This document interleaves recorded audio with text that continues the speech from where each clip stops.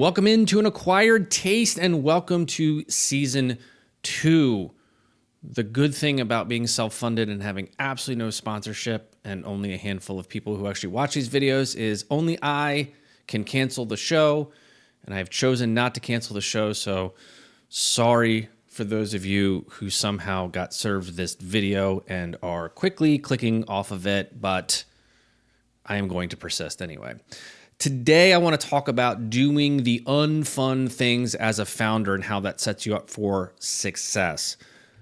I think we can all identify the different kinds of founders that we have come to know or we currently know. There's the visionaries, there's the idea folks, there are the passion project. This is something that they feel very deeply about. And then there are also these other folks that are the technical founders, the folks that really understand a piece of technology or a stack of technology that helps make their startup go and be innovative and offer new products and things like that. There are also founders who I would put in kind of the operational category. These are the founders that are looking to dot the I's, cross the T's, very detail-oriented, very much in the business of running their business. And hopefully they're a complement to the rest of their team where maybe there are visionaries on the team, there are more technical people on the team that makes the whole thing go. But those folks are kind of focused on that operational aspect of their business. And in that operational aspect are a lot of what I would call the unfun things that have to be done in a startup. In my experience, the most successful startups have someone on the team in leadership, whether it's a founder or just, a senior person on the team, that is always making sure that the rent is paid, that the bills are paid, that things are getting done on the operational sides. Those startups tend to be more successful in the longer run than those that don't have that function on their team. I would argue there is a real benefit to one of the founders being operationally minded in that respect. And so those unfun things, what do I mean by those unfun things?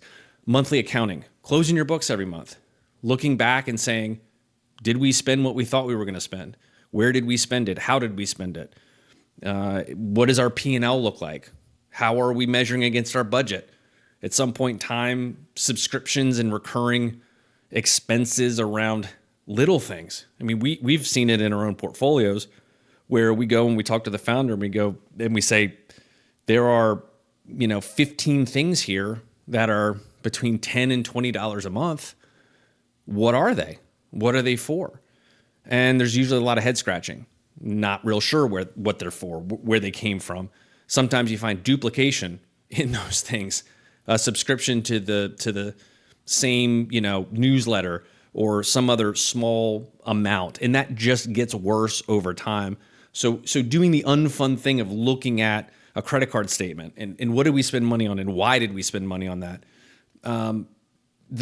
Going to the degrees of debriefing, maybe on a monthly basis, certainly on a quarterly basis, around the biggest things, around revenue targets, around expenses again, around investor relations, around employee reviews or employee performance.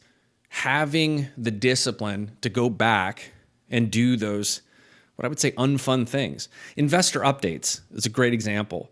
The best founders, or I should say the most successful founders, the founders that have the least amount of friction raising money for their next round or engaging investors in bridge rounds for bridge financing, tend to be those that have kept their investors very much in the know. And I don't just mean that sugary stuff that we all like to do, which is, this is how many new logos we added, and this is this great new employee that we hired, but the nuts and bolts of, this is kind of our wins, this is kind of our losses, this is what we did well, this is what we need help with.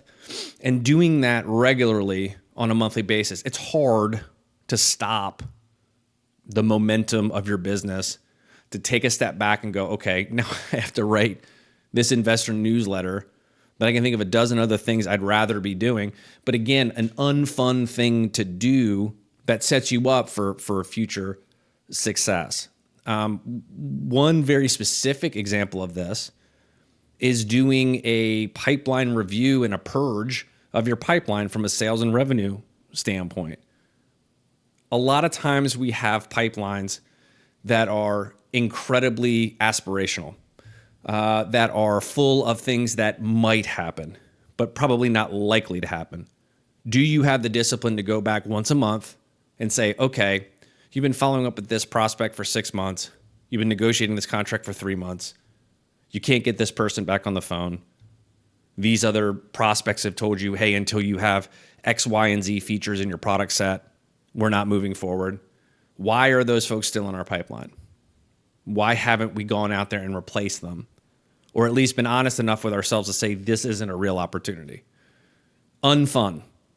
Something salespeople don't always like to do. Calendaring, oh gosh, I can't even say it. Calendaring. Thank you. I'm not going to say that again. That was awful. Meeting deletions, really being very picky about your calendar is probably a better way of saying it. How often do I look at it? Do I take stuff off? Do I add things that are needed? Do I shorten meetings when I can shorten meetings? Do I put enough space in between meetings so that when one meeting runs over at 9 o'clock in the morning, it doesn't start that cascading effect where everything after that runs over because I didn't put any air in between my obligations? Do I just flat out delete meetings for myself and for our team and say, these meetings just don't have a ton of value. We're taking away. We're not doing them anymore. If you add a meeting, do you take another one off? Do you try to calendar in a zero-sum game type of process where if you're going to add something, you have to take something away? Be really good about that, because that practicing of ruthless time management will pay dividends, not just now, but as that starts to be part of your culture in your business. And again, all of these are unfun things. This is not something that anybody wakes up in the morning and goes, I get to readjust my calendar. I'm going out to delete a bunch of meetings. I don't think people in general get very excited about that. I don't think people get super excited about looking at their P&Ls. I don't think people get super excited about saying, okay, we established these, key performance indicators last month, and we all said, we're going to look at these once a month, certainly once a quarter. And guess what? It's time to look at this because it's the end of the month. It's the end of the quarter. Now we got to see where we measure up against these things. And then we have to have an honest look at what we want to do about that. If it's great, why was it great? If it wasn't great, why wasn't it great? And how do you act accordingly? So again, do the unfun things. Really lean into this stuff. Look for this stuff and go, what am I missing? What's hiding in that dusty corner that I'm ignoring? What am I not doing that I could be doing? What should I be spending my time doing that may not be the things I want to do, but I'm sure are going to set me up for future success? So hope that was helpful. Comment, tell me where I got it wrong. Thanks again for listening. We'll see you next time.